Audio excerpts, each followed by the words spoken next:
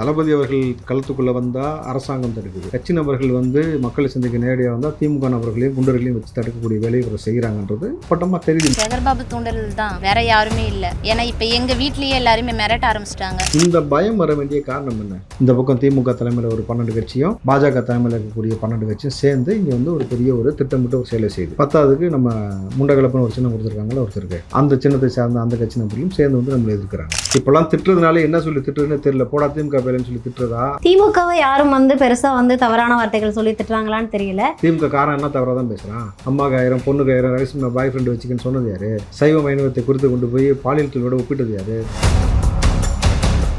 இன்னைக்கும் நீ காலை உணவு திட்டம் போறேன்னா இந்த நொடி வரைக்கும் காலையில பெத்தவங்களால உணவு கொடுக்க முடியாத சூழல் தான். அந்த அளவுக்கு தான் வருமானம் இருக்கு, அந்த அளவுக்கு தான் வருவாய் இருக்குன்றதான உதாரணம். அது கல்வியில தமிழகம் முன்னணி. காலை உணவு திட்டம் போட வேண்டிய அவசியம் என்ன இருக்கு? நான் இது வரைக்கும் படிக்காத குழந்தைகள் பள்ளிக்கு வரட்டும். அப்ப 70 வருஷமா என்னத்தை கழட்டு நீங்க உட்காந்து பொருளாதாரத்தில் தமிழகம் முன்னேறல நீங்க சொல்ல வர்றீங்களா? உங்களுக்கு சொந்த வீடு இருக்காமா? இருக்கு சார், ஊர்ல இருக்கு சார். நீங்க சம்பாரிச்சு வாங்கின சொந்த வீடு அவங்க அப்பா அம்மா கட்டினதா? அப்பா அம்மா சார். நீங்க சம்பாரிச்சு சொந்த வீடு இருக்கா? பொருளாதாரத்தை நீங்க மேம்பட்டீங்களா? பயங்கரமா 15 வயசு மைனர் பிள்ளையே போதைக்கு அடிமையாக்கி வச்சிருக்கக்கூடிய இந்த ஆட்சி, அந்த பொண்ணவே கஞ்சா விற்க வச்சிருக்கக்கூடிய இந்த ஆட்சி இந்த அவலம் நடந்துகிட்டு இருக்குல்ல. இதற்கு ரவீனாவுடைய பதில் என்ன? கொடூரமானது சார். நான் அதை சரின்னு நான் என்ன ஒரே வார்த்தையில கொடூரமானதுன்னா, ஸ்டாலின் அவர்கள் ஸ்டேடியத்துக்குள்ள அதே விசில் வச்சு அவர் ஊதிக்கிட்டு இருந்த காணொலி எங்கிட்ட இருக்கு. நீங்க எடுத்துட்டு போலாம். எங்களுக்கு அந்த சின்னம் கொடுத்த உடனே ஐசிசி முதல்ல தடை பண்ணுச்சா? ஒத்த விசிலுக்கு பயப்படுறேன்.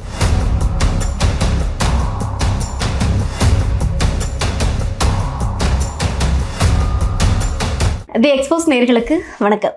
நான் ரவீனா. இன்றைய நேர்காணலில் நம்மோட இணைந்திருக்கக்கூடிய சிறப்பு விருந்தினர், பலருக்கும் பரிச்சயமான ஒருத்தர் தான் நமக்கிட்ட இருக்காங்க. யார் அப்படின்னு பார்த்தீங்கன்னா, தாவேகாவின் மாநில செய்தி தொடர்பாளர் ராவுத்தர் இப்ராஹிம் சார் தான் இருக்காங்க. வாங்க பேசலாம். சார் வணக்கம். வணக்கம்மா. எப்படி சார் இருக்கீங்க? நலமா இருக்கம்மா. Super sir. அதாவது தமிழக அரசியல் 2026 பல்வேறு அரசியல் கட்சிகளும் அவங்களுடைய மூவ் பயங்கர ஸ்ட்ராங்கா வச்சிருக்காங்க. பல்வேறு அரசியல் கட்சிகளும் அவங்களுடைய அரசியல் மூவ் பயங்கர ஸ்ட்ராங்கா வச்சிருக்காங்க. ஸ்ட்ராங்கானா வீரனோடவா? வீர நடை போட்டுட்டு இருக்காங்க. யாரு? எல்லா கட்சிகளும். அது வீர நட மாதிரி தெரியுதா? ஸ்டாலின் நடந்தது வீர நடையாது, ரேம்ப் வாக்கா? சொல்லுங்கம்மா. அப்படிதான் சார் ரேம்ப் வாக் நடத்திருக்கோம். எப்படி ததக்கா புதக்கானு? சரி, ஒரு ஏஜ்ல எல்லாரும், நான் ஏஜவே குறை சொல்லல. ரேம்ப் வாக்ன்றதுக்கு அதுக்கு ஒரு ஸ்டைல் இருக்கு. இந்த வயசுல போய் ஸ்டைல் எப்படி சார் கொண்டு வர முடியும்? இந்த வயசுல உங்களுக்கு தேவையில்லாத வேலை. மக்களை சந்திக்கணும், ஒரு ஸ்டைலா, ஒரு புதுவித அனுபவம். காப்பி அடிக்கணும். சரி, முதல்ல அந்த மாநாட்டிலேருந்தே வந்துடலாம். அந்த மாநாடு எப்படி பார்க்குறீங்க? பிகாஸ் அந்த மாநாட்டில் நிறைய விஷயங்கள் நடந்துச்சு. உதயநிதி அவர்கள் செல்ஃபி எடுத்ததாக இருக்கட்டும், முதலமைச்சர் அவர்கள் ரேம்ப் வாக் போனதாக இருக்கட்டும், இதெல்லாம் தாண்டி விஜய் அவர்கள் போலவே உடை அணிந்து வந்திருக்கிறாரு ஸ்டாலின் அவர்கள் அப்படின்னு சொல்லிட்டு தொடர்ந்து விஜயவே இமிட்டேட் பண்ணி இப்போல்லாம் திமுக அரசியலை கையாளுது அப்படின்றாங்க. இதை எப்படி பார்க்குறீங்க ஃபஸ்ட்? நீங்கள் எப்படி தளபதி விஜய் அவர்கள் என்னெல்லாம் செஞ்சாரோ, எப்படி மாநாடு போட்டாரோ, எப்படி ரேம்ப் வாக் செஞ்சாரோ, என்ன காஸ்டியூம் போட்டாரோ, என்ன விஷயங்கள் பேசினாரோ, எப்படி செல்ஃபி எடுத்தாரோ, அதை நீங்கள் எப்படி காப்பி அடிச்சிங்களோ, இதே போல் ஒரு ஆட்சி எப்படி நடத்தணும், ஒரு ஆட்சினா எப்படி இருக்கணும், மக்களை எப்படி பாதுகாக்கணும், 2026 தளபதி அவர்கள் முதலமைச்சர் அரியணையில் உட்காந்து ஒரு ஆட்சி நடத்த வரல. அதை பார்த்தும் கற்றுக்குங்க. ஏன்னா இது வரைக்கும் திருட்டுத்தனம் பண்ணுறதை மட்டும் சுயமாக பண்ணுறீங்க. ஒரு நல்ல விஷயத்த நீங்கள் இது வரைக்கும் பார்த்தீங்கன்னாக்கா எந்த ஸ்டேட்லேயாவது எந்த கண்ட்ரிலையாவது எப்படி கொடுக்குறான்னு பார்த்து அதை இங்கே இம்ப்ளிமெண்ட் பண்ணிச்சா திமுக? அதான் ஒரே கேள்வி. திமுக பண்ணுறதை பார்த்து மற்ற மாநிலங்கள்லாம் அப்படி திருட்டுத்தனம் தானே? இல்லை சார், காலை உணவு திட்டம்லாம் நீங்கள் ஃபாரினர்ஸே பார்த்துட்டு அதை பண்ணுறாங்க அப்படின்றப்போ இது அது ஒரு நல்ல திட்டம், நல்ல அறிவிப்பு தானே. அந்த காலை உணவு திட்டம்ன்றது புதுசாக இவங்க இனிஷியேட்டிவ் பண்ணது கிடையாது. அது காமராஜர் போட்டது உணவு திட்டம். அதுலேருந்து இவங்க காலையில் கொடுக்க ஆரம்பிச்சிருக்காங்க. அவ்வளோதான். நீ சுயம் அது வரைக்கும் என்ன கண்டுபிடிச்சி உருப்படியாக செஞ்சுன்னு ஒரு கேள்வி இருக்குல்ல. அதனால் மக்கள் என்ன பயனடைஞ்சாங்கன்னு ஒரு கேள்வி இருக்குல்ல. என்ன செஞ்சீங்க? ஊருக்கு வெளியில் 2 பேர் குடிச்சிக்கிட்டு இருந்தான். ஊருக்கு வெளியில் இருந்த ஒயின் ஷாப்பை ஊருக்குள்ளே கொண்டு வந்தீங்க. 2 பேர் தான் ஊருக்கு உதாரணமாக காட்டுவாங்க தெரியுமா? அந்த குடியார பையன் மாதிரி குடிச்சு நாசமாக போகிறான்னு வாங்கி இன்றைக்கி ஊர் முழுக்க குடிச்சிக்கிட்டு இருக்கிறான். கரெக்டுங்களா? இப்போல்லாம் திட்டுறதுனால என்ன சொல்லி திட்டுறதுன்னு தெரியல. போடா திமுக பேலன்னு சொல்லி திட்டுறதா அப்படின்னு பல பேர் விமர்சனம் வைக்கிற அளவுக்கு தான் உங்கள் ஆட்சி லட்சணம் கட்சி இருக்கணும் பொழுது, கட்சி சார்ந்த நபர்கள் இருக்காங்கன்னும் பொழுது திமுகவை யாரும் பெருசா தவறான வார்த்தைகள் சொல்லி திட்டுறாங்களான்னு தெரியல. திமுக காரன் என்ன தவறாக தான் பேசுகிறான். அம்மாக்கு 1000 பொண்ணுக்கு 1000 ரகசியமா பாய் ஃப்ரெண்டு வச்சுக்கன்னு சொன்னது யாரு? சைவ வைணவத்தை குறித்து கொண்டு போய் பாலியல் தொழிலோட ஒப்பிட்டது யாரு? எஸ்சின்னு சொல்லி சாதி ரீதியாக பேசினது யாரு? மலமல்லம் சமூகம் சொன்னது யாரு? கோமுத்திரான்னு சொன்னது யாரு? இந்த நாயத்துக்கு வெளியில் போட்டுன்னு சொன்னது யாரு? எல்லாமே திமுகவுடைய அமைச்சர்கள். கரெக்டுங்களா? அப்புறம் எந்த கொம்புனும் அசைக்க முடியாதுன்னு வீடியோ போட வேண்டியது. ஆனால் இவருமே உரிமையில் பேச வேண்டியது. ஸ்டாலின் அவர்கள் பேசுகிறாரு, உதயநிதி அவர்கள் பேசுகிறாரு. உதயநிதி வந்து எதிர்க்கட்சி தலைவராக இருந்த எடப்பாடி அவர்கள் என்னென்ன பேச்சு பேசினாருன்றதெல்லாம் எல்லாருக்குமே தெரிஞ்ச விஷயம் தானே. ஸோ மாண்பு மரியாதை அவங்கள்ட்ட எதிர்பார்க்க முடியாது. ஏன்னா சிவாஜி கிருஷ்ணமூர்த்திக்கு நான் ஃபேனுன்னு சொல்கிற ஆள் தான் உதயநிதி அவரும் தயநிதி மாறனும் பொழுது. அப்போ அவங்க ஆபாசத்தை விரும்புகிறாங்க, ஆபாசத்தை பேசுகிறாங்கன்னும் பொழுது இவர்களை பார்த்து பிற மாநிலம் காப்பி அடிச்சுன்னு நீங்கள் சொல்கிறீங்களா? அப்போ நல்ல விஷயங்களை நம்ம இது நல்ல விஷயமா? சரி, இந்த விஷயத்த இல்லை இல்லை வந்து இப்போ நான் சொன்ன மாதிரி காலை இதை உணவு ஒரு திட்டம், அமைச்சர் பேசலாமா? இந்த மாதிரி இல்லை. காலை உணவு திட்டம்ன்றது இவங்க புதுசாக கண்டுபிடிச்ச விஷயமா? காமராஜர் உணவு திட்டம் கொடுத்தாரு, அதை காலையில் நீ எக்ஸ்டெண்ட் பண்ணி போட்டிருக்க அப்படின்னா என்ன அர்த்தம்? காமராஜர் ஆட்சி நடந்த பொழுது உனக்கு உணவுக்கு வழி இல்லாமல் இருந்தது, கரெக்டா மக்கள்? அப்போ இன்றைக்கும் நீ காலை உணவு திட்டம் போகிறேன்னா அப்போ இந்த நொடி வரைக்கும் காலையில் பெற்றவங்களால் உணவு கொடுக்க முடியாத சூழல் தான். அந்தளவுக்கு தான் வருமானம் இருக்குது, அந்தளவுக்கு தான் வருவாய் இருக்குன்றதான உதாரணம் அது. இல்லாட்டி காலை உணவு திட்டம் போட வேண்டிய அவசியம் என்ன இருக்குது? கல்வியில வந்து தமிழகம் வந்து முன்னணி காலை உணவு திட்டம் போட வேண்டிய அவசியம் என்ன இருக்குது? நான் சரி, இது கேட்குற வரைக்கும் கேள்வி. படிக்காத குழந்தைகள் வந்து பள்ளிக்கு அப்போ வரட்டும். 70 வருஷமா என்னத்தை கழட்டுனீங்க உட்காந்து? 70 வருஷமா காலையில் ஒரு குழந்தைக்கு சோறு கூட கொடுக்க முடியாத அளவுக்கு தானே பொருளாதாரம் இருக்குன்னு தானே அதோட அர்த்தம். அதுக்கு திமுக ஒரு எக்ஸ்பிளனேஷன் கொடுத்தது நீங்க என்ன பாத்தீங்களா? எக்ஸ்பிளனேஷன்மா? அதாவது எல்லா குழந்தைகளும் சாப்பிடாம வர்றாங்க, அந்த அளவுக்கு பசி பட்டினியில இருக்காங்கன்னு நான் சொல்ல. ஒரு சில வீடுகள்ல ஏழை குழந்தைகள் இருக்காங்க, அவசரமா வந்து பள்ளிக்கு வந்துட்டாங்கன்னா அவங்க பட்டினியா இருக்கக்கூடாது, அதனாலதான் வந்து நாங்க காலை உணவு திட்டத்தை சரி, காலை உணவு திட்டத்தில் அறிமுகப்படுத்துறோம்ன்றாங்க. கவர்மெண்ட் ஸ்கூலில் வெறும் ஒரு சில பிள்ளைகள் மட்டும் உணவு சாப்பிடுதா? வர எல்லா பிள்ளைகளும் சாப்பிட்றாங்களா? ஒரு சில குழந்தைகள் ஒரு சில சாப்பிடுவாங்க. குழந்தை சாப்பிட்றாங்களா? கவர்மெண்ட் ரெக்கார்டு அப்படி தான் இருக்கா? எல்லா பிள்ளைகளும் சாப்பிட்றதா தான் இருக்குது கணக்கு. அப்போ எல்லா பிள்ளைகளும் சாப்பிட்றாங்கன்னா அதுக்கு தனி கணக்கு காமிச்சு ஏதாவது காசு ஒதுக்குறீங்களா எங்கேயாவது? சொல்லுங்கள். நீங்கள் சொல்கிறீங்க இப்போ பேரண்ட்ஸ் வறுமையில் இருக்கிறாங்க அப்படின்னா என்ன அர்த்தம்? அந்த குடும்பம் வறுமையில் தானே இருக்குது, பொருளாதார பின்தங்கி தானே இருக்குது, காலைல 6 மணிக்கு 7 மணிக்கு அவன் வேலைக்கு ஓடக்கூடிய சூழல் தானே இருக்குது. அப்போ நீங்கள் என்ன வந்து பெண்களுக்கு இங்கே வந்து பெரிய முக்கியத்துவம் கொடுத்துட்டீங்க, வேலை வாய்ப்பு ஏற்படுத்தி கொடுத்துட்டீங்க. சமூக மாற்றமாக 70 வருஷமாக என்னத்தை கலட்டினீங்க? எங்களை நோக்கி தளபதி விஜய் அவர்களை நோக்கி வரக்கூடிய கூட்டத்தை தற்கொலைன்னு சொன்னேனாக்கா இவ்வளோ வருஷமாக இவங்களை தற்கொலையாக தான் நீ வச்சுருந்த. அப்போ தலைமை தற்கொலை நீ தானே. பொருளாதாரத்தில் தமிழகம் முன்னேறல நீங்க சொல்ல வர்றீங்களா? உங்களுக்கு சொந்த வீடு இருக்காமா? இருக்கு சார், ஊர்ல இருக்கு சார். நீங்கள் சம்பாரிச்சு வாங்கின சொந்த வீடு அவங்க அப்பா அம்மா கட்டினதா? அப்பா அம்மா சார். நீங்கள் சம்பாரிச்சு சொந்த வீடு இருக்கா? பொருளாதாரத்தை நீங்கள் மேம்பட்டீங்களா பயங்கரமா? ஒரு பெண்ணா நீங்கள் சொல்லுங்கள், ஒரு ஊடகவியலராக வேண்டாம், மேம்பட்டீங்களா? இன்னும் இல்லை.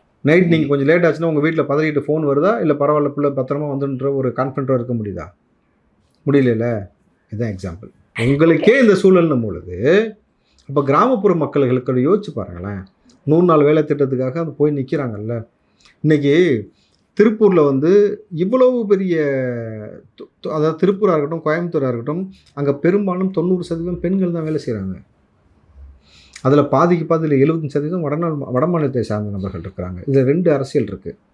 தமிழ்நாட்டு மக்களை ஏழ்மைப்படுத்தி, வறுமைப்படுத்தி, குடிக்கு அடிமையாக்கி, போதைக்கு அடிமையாக்கி, குடும்பத்தில் இருக்கக்கூடிய இந்த குடும்ப வன்முறைக்கு ஆளையாக்குறாங்க. இங்கே பாலியல் அத்துமீறல் அதிகமாக நடந்து கொண்டிருக்கிறது ஒரு பக்கமும். ஸ்டாலின் அவர்கள் 75% இங்கே வந்து தமிழர்களுக்கு தான் வேலைவாய்ப்பு தருவோம் அப்படின்னு எலெக்ஷன் மேனிஃபெஸ்டோவில் கொடுத்தாரு. அதை இம்ப்ளிமெண்ட் பண்ணி ஒரு ஜியோ பாஸ் பண்ண துப்பு இல்லாமல் நீங்கள் பிற மாநிலத்திற்கு வந்து இங்கே வேலை செய்கிறாங்கன்னும் பொழுது எவ்வளோ பெரிய அரசியல் திட்டமிட்டது இருக்குன்றது நீங்கள் புரிஞ்சுக்கணும்.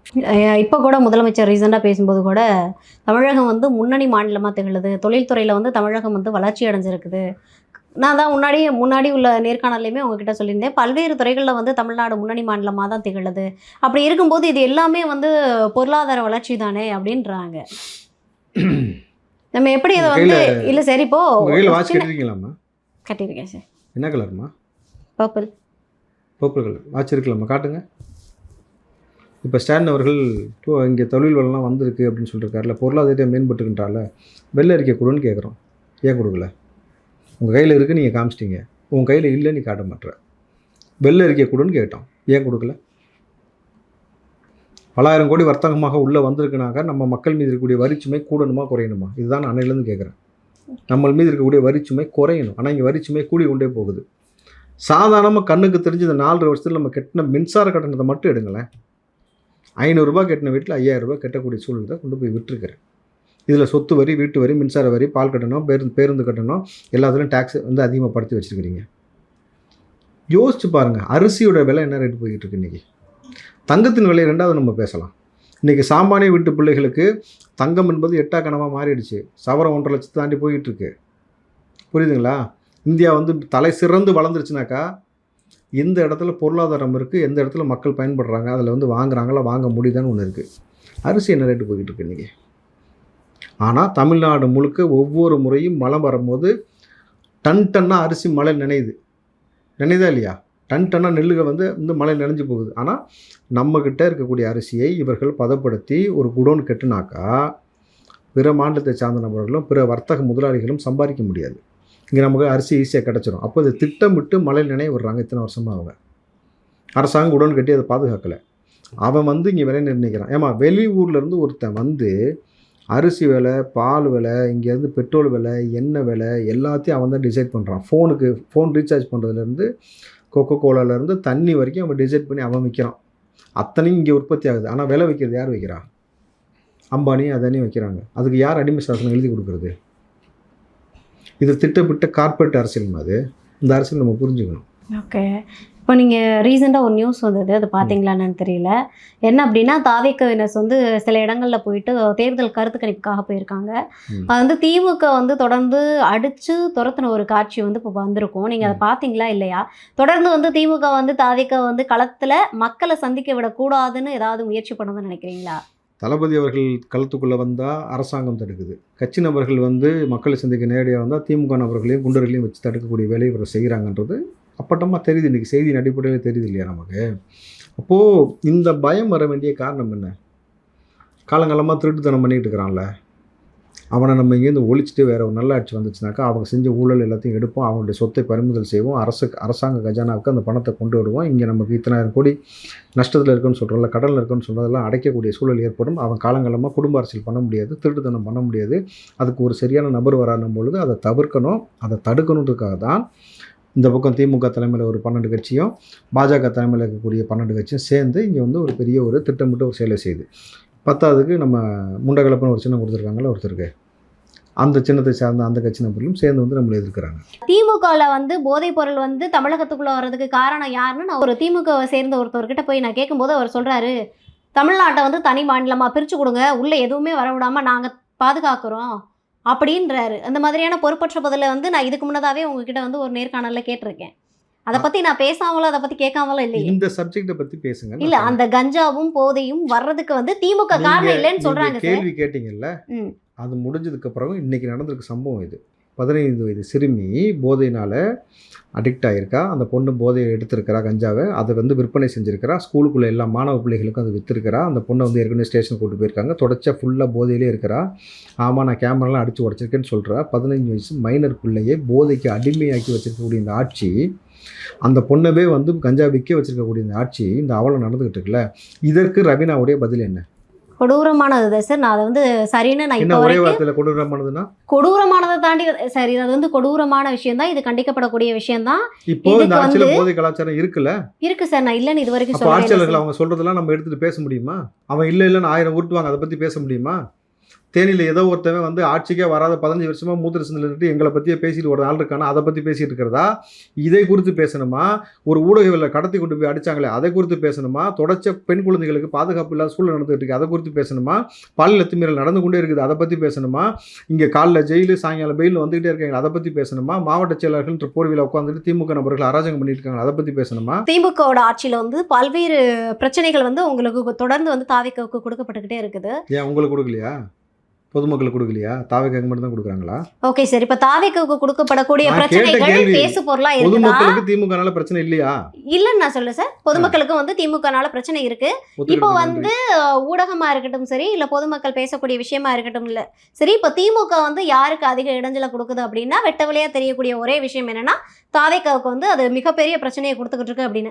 ஏன்னா வந்து விசில் சின்னம் கொடுத்த உடனே வந்து சேப்பாக்கம் மைதானத்துக்கு வந்து கிரிக்கெட் போட்டி நடந்துட்டு இருக்க இடத்துக்கு வந்து விசில் சின்னத்தை கொண்டு போகக்கூடாது அப்படின்னு சொல்லிட்டு திமுக தடுத்திருக்குது இல்லையா? அப்ப வந்து திமுக வந்து இப்ப யாரை நோக்கி பின்னாடி ஓடிக்கிட்டு இருக்கு? மக்களை நோக்கியா இல்ல தாவேக்காவை முடக்கிறத நோக்கியா?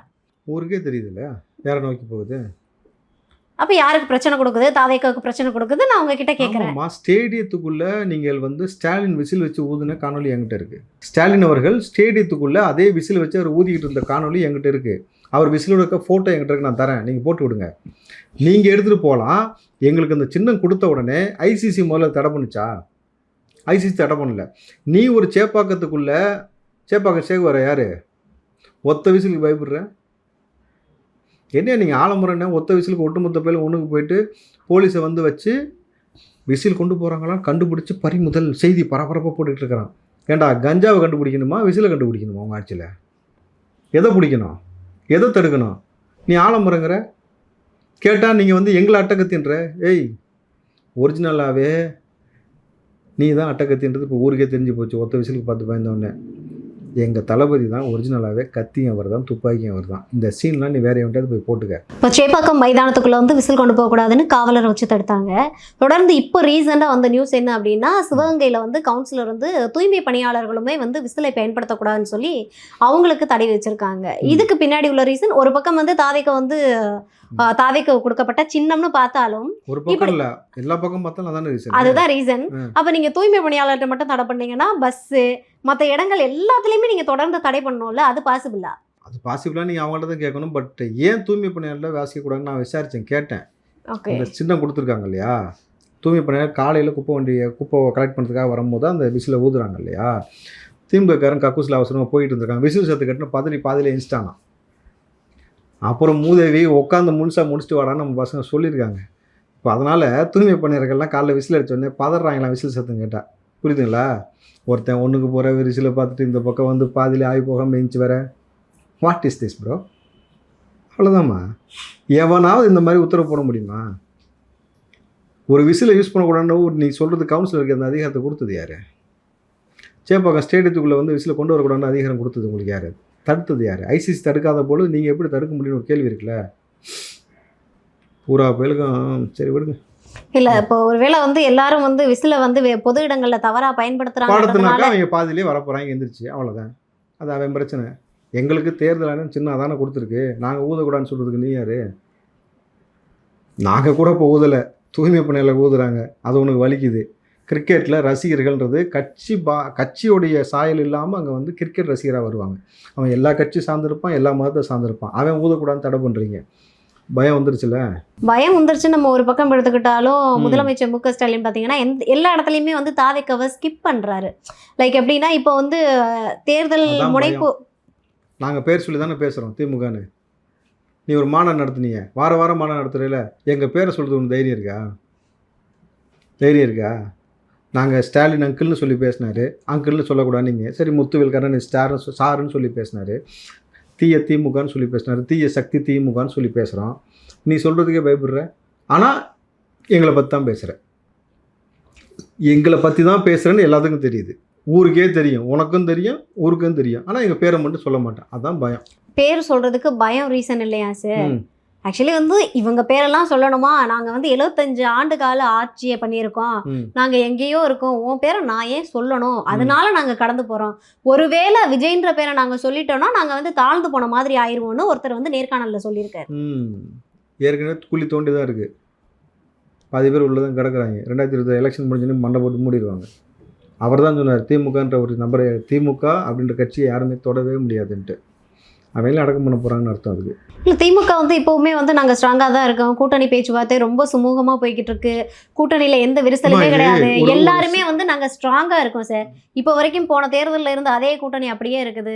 யாருமே வந்து பெருசாக வந்து இப்போ வந்து தாவேக்கா வந்து தொடர்ந்து விக்கிரவாண்டியில் வந்து ஆட்சியில் பங்கு அதிகாரத்தில் பங்குன்னு அறிவிச்சு இப்போ வரைக்கும் தாவேக்காவுக்கு எந்த கூட்டணியும் வரல. இன்னுமே வந்து கூட்டணி வருமானு கேட்டால் எந்த கூட்டணியும் இல்லை, முதல்ல எந்த கட்சியும் இல்லை கூட்டணிக்கு வர்றதுக்கு. அப்படின்றப்போ திமுக அதே ஸ்டாண்ட்ல அதே ஸ்ட்ராங்காக தானே இருக்குது. எப்படி திமுக வீழ்ந்துருச்சு நம்ம பேசுறோம்? வெக்கம் கட்டவன் அவனுங்களுக்கு வெக்கமே இருக்காதுன்னு சொல்லுவாங்க. வெக்கம் கட்டவனுங்களுக்கு வெக்கமே இருக்காது, தெரியுமா உங்களுக்கு? அந்த மாதிரி நல்ல ஆட்சி கொடுத்தேன்னு சொல்ல முடியுமா உன்னால்? போதை கலாச்சாரம் இல்லை சொல்ல முடியுமா? ஊழல் செய்யாமல் ஆட்சி கொடுத்தோம் சொல்ல முடியுமா? பெண்களுக்கு பாதுகாப்பு இருக்குது சொல்ல முடியுமா? பாலியல் தீமை நடக்கவே இல்லை சொல்ல முடியுமா? அதை சொல்கிறானா? அதை சொல்லாமல் உட்காந்துக்கிட்டு எங்கள்கிட்ட கூட்டணி இருக்குன்னா கூட்டணியெல்லாம் வச்சுக்கிட்டு தானே இவ்வளோ பேர் உட்காந்துருக்கேன்னா இப்போ நீ செய்கிற தவறுக்கு அத்தனை கூட்டணி பேர் தான் தோண. அத்தனை கூட்டணியில இருந்து தான் வாங்கன்னு தாவேக்காவுக்கு கூப்பிட்டாங்க. நான் கேட்டதுக்கு பதில் திமுக செஞ்சதுக்கு அத்தனை கூட்டணி கட்சி மௌனமாக இருக்குன்னா அப்போ உனக்கும் தானே அதில் பங்கு இருக்குன்னு அர்த்தம். கொலை செய்வதற்கு எந்தளவு தண்டனையும், கொலைக்கு தூண்டுதலாக இருந்தவர்கள் அந்த கொலையை மறைக்க உதவி செஞ்சவர்களுக்கு தானே சட்டம் தண்டனை கொடுக்குது. அப்போ இவ்வளோ தப்பு பண்ணியிருக்காங்கன்னா அவனுக்கு அத்தனை பேருக்கு சேர்ந்துக்கிட்டு அவனுக்கு பொத்திட்டு உட்காந்து முட்டு கொடுக்குற மாதிரியான ஒரு வேலையை எல்லா கட்சியும் செஞ்சுட்டு உட்காந்துருக்கீங்க கூட்டணினாக்கா, நாளைக்கு ஓட்டு கேட்டு வரும்போது மக்கள் கேள்வி கேட்பாங்க, அன்றைக்கி என்ன மூஞ்சி வச்சு பதில் சொல்லுவேன்? என்னன்னு சொல்லுவேன்? என் வீட்டு பொம்பளை பிள்ளைங்களை கை வச்சேன்னு வெக்கம் இல்லாமல் இத்தனை நாள் கழிச்சு வரையறான்னு கேட்பாங்கல்ல, என்ன சொல்லுவேன்? நீ நல்லாட்சி கொடுத்தியான்னு கேட்பாங்கல்ல, நீட்டை ஒழிச்சிடுன்னு சொல்லி வாக்குறுதி கொடுத்ததில்ல கேட்பாங்கல்ல. மாதம் மாதம் மின்கட்டணம் எடுப்பேன்னு சொல்லி கேட்டியடா, சொன்னியடா, வாக்குறுதி கொடுத்தியடா, நீ கொடுக்கலையேன்னு சொல்லி கேட்பாங்களா வயிறு எரியுதுன்ட்டு? அதுக்கு என்ன பதில் சொல்லுவேன்? நாங்கள் கூட்டணி ஸ்ட்ராங்காக இருக்கோன்னு சொல்லுவியா? அது பதிலா? பொதுமக்கள் அதான் எதிர்பார்ப்பாங்களா? சொல்லுமா, பொதுமக்கள் அதை எதிர்பார்ப்பாங்களா? நாங்கள் ஸ்ட்ராங்காக இருக்கிறோம், கூட்டணி இருக்கிறோன்றத. அவன் எதிர்பார்க்குறது என்ன? நல்ல ஆட்சி கொடுத்தியா, எங்களை நல்லா வாழ வச்சியா, அதானே எதிர்பார்ப்பான். அதை செய்யலாமல் நான் ஸ்ட்ராங்காக இருக்கேன், ஸ்ட்ராங்காக இருக்காமல் பைத்தியக்கார மாதிரி எல்லாம் பேசிட்டு உட்காந்து என்ன அர்த்தம் அது?